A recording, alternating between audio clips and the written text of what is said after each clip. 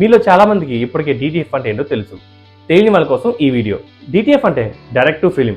ఇది one of the garment printing method అని కూడా చెప్పుకోవచ్చు. Like T shirt, hoodies, sweat shirt, shirts దేని మీద కూడా ఈజీగా ప్రింట్ చేసుకోవచ్చు. దీని హిస్టరీ చూసుకుంటే ఎర్లీ 2019-20s లో చైనాలో అయితే స్టార్ట్ అయింది. దీనికి సెపరేట్ గా డిటిఎఫ్ ప్రింట్ అంటూ ఏమీ లేదు.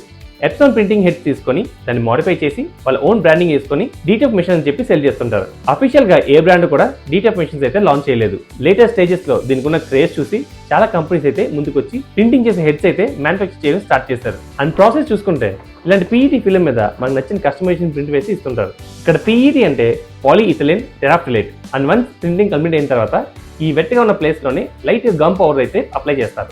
సో ఆ పౌడర్ వల్ల ఏమవుతుందంటే స్టిక్కినెస్ ఉంటుంది. దెన్ ఈ షీట్ ని హీట్ చేస్తారు.